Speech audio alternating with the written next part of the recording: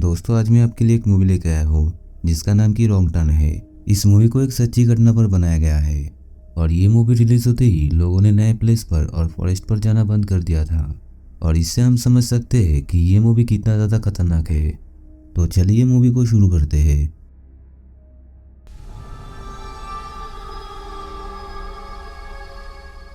तो इस मूवी की शुरुआत में हम एक कपल को देखते हैं जो कि माउंटेन पर हाइकिंग कर रहे थे। अब वो लड़का पहले उस पहाड़ के टॉप पर चला गया था, जिसके बाद वो उस लड़की को जल्दी आने के लिए कहता है, लेकिन उस लड़की की रोप माउंटेन पर फंस जाती है, जिसके बाद वो उस लड़के से हेल्प मांगने लगता है। अब काफ़ी आवाज़ देने पर भी वो लड़का उसकी जवाब नहीं देता है।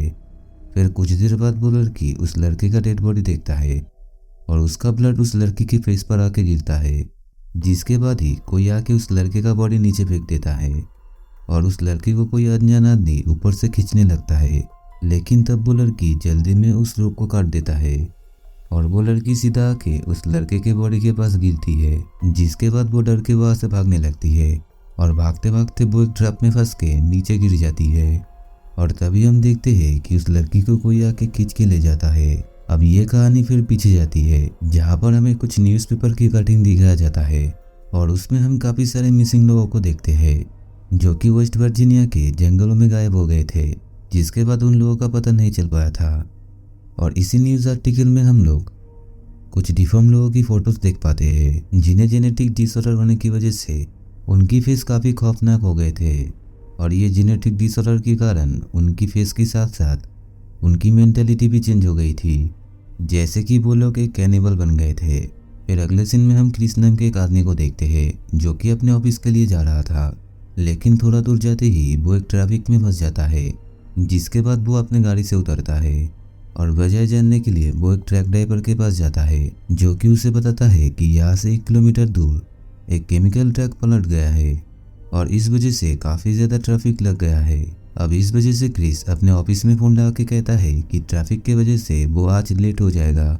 अब बातें करते करते उसकी फ़ोन की बैटरी ख़त्म हो जाती है और कॉल करने के लिए वो पास ही के एक गैस स्टेशन पर रुकता है, जहाँ पर वो बहुत सी लावारिस गाड़ी को देखता है, जिसके बाद वो गैस स्टेशन के मालिक के साथ बात करने के लिए जाता है, जिसके बाद वो उससे उसके गैस स्टेशन पर लगे फ़ोन को यूज़ करने के लिए परमिशन मांगता है, लेकिन उस गैस स्टेशन का फ़ोन डेड था, जिसके बाद वो वहाँ पर लगे हुए मैप का शॉर्टकट रास्ता देखता है। फिर गाड़ी लेकर वो उस रास्ते से निकल पड़ता है। अब कुछ दूर जाने के बाद उसके सामने 2 रास्ता आ जाता है, जहाँ पर वो जंगल से होते हुए हाईवे से मिलने वाले रास्ते से निकल पड़ता है। अब जाते हुए रास्ते के पास उसे एक हिरन की बॉडी मिलता है। अब उसे देखने के चक्कर में वो रास्ते में खड़े हुए एक गाड़ी को ठोक देता है और उस कार में से सभी लोग बाहर आ जाते हैं, जिसके बाद क्रिस उन लोगों से बीच रास्तों पर गाड़ी खड़ा करने की वजह पूछता है और इसके जवाब में जैसे उसे बताता है कि उनके कार एक नुकीले तार से फंस के पंचर हो गया है। और इसके बाद वो लोग सभी उस गैस स्टेशन पर हेल्प मांगने जाने के लिए सोचता है, जिसके बाद माइकल और इवा उन लोगों के सामान को देखने के लिए वहाँ पर ही रुकता है। अब जाते हुए ये लोग रास्ते पर कुछ लावारिस टायरों को जलता हुआ देखता है और इसे देख के वो सभी थोड़ा घबरा जाते हैं। और इधर हम माइकल और इवा को देखते हैं जो कि जंगल के बीच सड़क पर ही इंटीमेट होने लगते हैं, जिसके बाद वो लोग कार में अपने सामान को देखने लगते हैं। और इसी बीच माइकल को पास की झाड़ियों से कुछ आवाज़ सुनाई देता है, जिसे चेक करने के लिए वो वहाँ पर जाता है, लेकिन देर तक नहीं लौटने की वजह से ईवा भी माइकल के पीछे उसे ढूंढने के लिए जाती है। और थोड़ा सा आगे जाने पर उसे एक काटा हुआ कान दिखाई देती है और ये देखकर ईवा बहुत ही डर गई थी। अब वो कुछ समझ पाती उससे पहले ही एक म्यूटेंट किलर आके उसको बहुत ही बुरी तरीके से मार डालती है। और इधर हम उन सभी को देखते हैं जो कि चलते चलते एक एबंडेंट हाउस पर चले आए थे, जहाँ पर उन्हें काफ़ी ज़्यादा कार दिखाई देता है। अब ये देखकर वो लोग उस घर को एक्सप्लोर करने के लिए अंदर जाते हैं, लेकिन अंदर जाते ही उन लोगों को काफ़ी ज़्यादा डिस्टर्ब कर देने वाला चीज़ दिखाई देता है, जिसके बाद वहाँ पर उन्हें काफ़ी सारे कार की चाबियाँ मिलती है और क्रिस को फ्रिज में इंसानों के बॉडी पार्ट दिखाई देता है और इधर किटी को टॉयलेट में किसी का कटा हुआ हाथ दिखाई देता है। अब ये सब देखने के बाद वो सभी वहाँ से भागने के लिए निकलने वाले थे कि तभी वहाँ पर वो म्यूटेंट किलर अपना कार चलाते हुए वापस आ जाते हैं और सभी बचने के लिए वो लोग उसी घर में ही छुप जाते हैं। जिसके बाद हम उन सभी म्यूटेंट किलर को अंदर आते हुए देखते हैं और उनके साथ ही वो लोग ईवा की बॉडी को भी ले आते हैं और एक टेबल में उसे लेटा के उसकी टुकड़े टुकड़े करने लगते हैं, जिसके बाद वो उसे खा लेते हैं। फिर सभी म्यूटेंट्स हो जाते हैं और मौका पाते ही वो लोग उस घर से निकलने के लिए बाहर आते हैं। लेकिन जैसे ही वो लोग उस गेट से बाहर जाने वाले थे तो क्रिस गेट पर लगे हुए ट्रक को देख लेता है और उसे पकड़ के रोक लेता है और अपने सभी फ्रेंड्स को वहां से जाने के लिए बोलता है।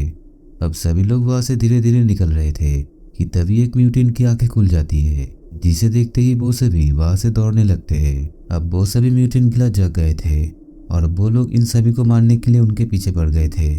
फिर भागते भागते ये सभी एक जगह पर आ जाते हैं जहाँ पर बहुत सारे लवारिस कार खड़ी हुई थी, जिसके पीछे वो लोग छुप गए थे। लेकिन तभी वो म्यूटेंट किलर भी वहां पर आ जाते हैं और उन्हें मारने के लिए वहां पर ढूंढने लगते हैं। फिर क्रिस एक आइडिया निकालता है कि वो सभी म्यूटेंट को अपनी तरफ आकर्षित करेगा और तभी वो लोग उनके ट्रक को लेकर वहां से भाग जाएंगे। जिसके बाद क्रिस उनको आवाज लगा के अपने पीछे भागने का ट्राई करता है, लेकिन एक म्यूटेंट अपने गन से उसके पैर पर शूट कर देता है, जिसकी वजह से वो वहीं पर ही गिर जाती है। और तभी उनका एक दूसरा दोस्त उन सभी म्यूटेंट्स को अपने पीछे भगाने के लिए ट्राई करता है और वो उनके गन के शॉट से भी बच जाता है।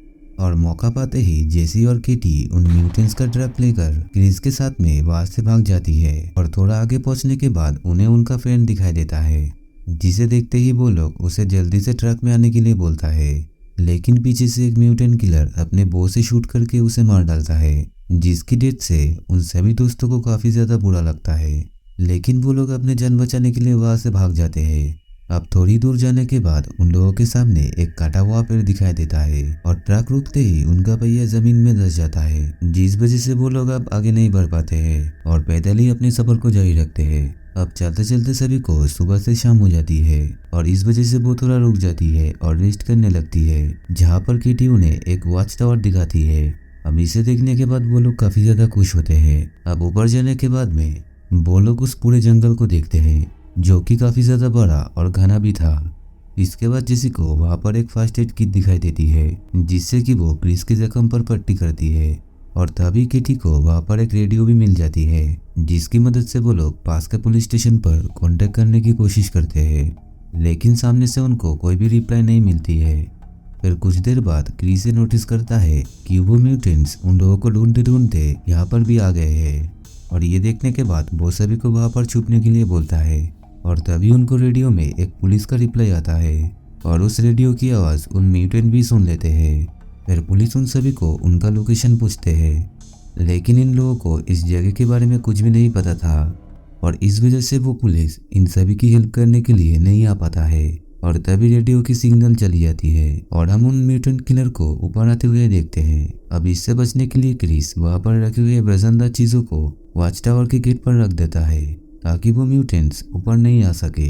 लेकिन वो म्यूटेंट्स नीचे से वॉच टावर को आग लगा देता है, जिसके बाद वो लोग अपने जान बचाने के लिए वहां के विंडो को तोड़ देता है और एक बड़े से पेड़ में जंप करने के लिए डिसाइड करते हैं। क्रिस पहले जाता है और उसे जिंदा देख के जेसी और केटी भी उसके साथ आते हैं, लेकिन वहां से कूदते हुए उनको वो म्यूटेंट किलर देख लेते हैं, जिसके बाद वो भी उन पेड़ पर चढ़ जाते हैं। और इसी के चलते केटी को एक म्यूटेंट पकड़ लेता है और अपना हैमर केटी के मुंह में मार के उसको बड़ी बेरहमी से मार डालता है। और इसे देखकर जेसी और क्रिस बहुत ही इमोशनल हो जाते हैं, जिसके बाद वो दोनों अपने जान बचाते हुए वहां से भाग जाते हैं। जिसके बाद क्रिस जेसी को ये बताता है कि मैं उस किलर को अपने तरफ बुलाऊंगा और तुम इस ब्रांच को होल्ड करके रखना, और जैसे ही वो सामने आएगा तो तुम तुरंत ही इस ब्रांच को छोड़ देना। लेकिन जेसी उसे इस बार ऐसा करने से मना करती है और खुद ही उस म्यूटेंट को अपनी तरफ बुलाती है और उसके सामने आते ही क्रिस उस ब्रांच को छोड़ देता है, जिसके बाद वो म्यूटेंट गिर के वहां पर जख्मी हो जाता है। और इसे देखकर बाकी के म्यूटेंट बहुत ही गुस्सा हो जाते हैं और दोबारा से उनके पीछे पड़ जाते हैं। फिर हम देखते हैं कि क्रिस और जेसी वहां से निकल के पास ही के एक वाटरफॉल के पीछे छुप जाते हैं और वो दोनों इस रात को वहीं पर ही बिताते हैं। फिर अगली सुबह हम उन दोनों को वहां से जाते हुए देखते हैं। थोड़ा दूर जाते ही उन दोनों को एक हाईवे दिखाई देता है, जिसे देखकर वो दोनों काफी खुश हो जाते हैं। लेकिन तभी वो म्यूटेंट्स उन पर हमला कर देता है और क्रिस नीचे गिर जाता है और जेसी को वो लोग अपने साथ ले जाता है। जिसके बाद ही क्रिस को वहां पर एक पुलिस कार दिखाई देता है और वो उससे मदद मांगने के लिए कार के सामने चला आता है। वो सभी सिचुएशन के बारे में ऑफिसर को समझा रहा था कि तभी एक म्यूटेंट उस ऑफिसर की आंख पर अपने बो से अटैक करता है, जिसकी वजह से वो वहीं पर ही मर जाता है। फिर क्रिस उसकी कार के नीचे छुप जाता है, जिसके बाद वो म्यूटेंट पुलिस ऑफिसर की बॉडी को उस कार में रखकर वहां से चला जाता है। फिर नेक्स्ट सीन में हम जेसी को देखते हैं जिसे कि उन किलर ने एक बेड पर बांध के रखा था और वो उसे टॉर्चर कर रहे थे। और तभी और एक म्यूटेंट किलर उस पुलिस ऑफिसर की बॉडी को अंदर लेके आता है जिसे कि वो सभी काट के खाने लगते हैं। और ये सब देखकर जेसी काफी ज्यादा डर जाती है। फिर बाहर हम क्रिस को देखते हैं जो कि जेसी की आवाज सुनकर उसे बचाने के लिए घर पर आग लगा देता है और कार से दरवाजा तोड़ के अंदर घुस जाता है, जिसके बाद वो एक किलर के सीने में एक नुकीला वेपन घुसा देता है। फिर वो जेसी को खोलने के लिए जाता है, लेकिन तभी पीछे से एक दूसरा किलर उस पर अटैक कर देता है और वो उसको मारने ही वाला था। लेकिन तभी जेसी एक बो को उस म्यूटेंट किलर के सर में घुसा देता है। अब इस वजह से वो किलर वहीं पर ही मर जाता है। लेकिन अभी भी एक और किलर जिंदा था जो कि इन दोनों पर अटैक कर देता है, लेकिन वो दोनों उससे लड़के जैसे तैसे उसको बेहोश कर देता है। फिर क्रिस और जेसी उसकी गन लेकर बाहर आता है और कार के फ्यूल टैंक पर शूट कर देता है, जिसके बाद वहाँ पर एक बड़ा सा ब्लास्ट होता है और सीन इधर कट होता है। और मूवी के एंड में हम क्रिस और जेसी को देख पाते हैं जो कि उन म्यूटेंट के ट्रक को लेकर वहाँ से जा रहे थे।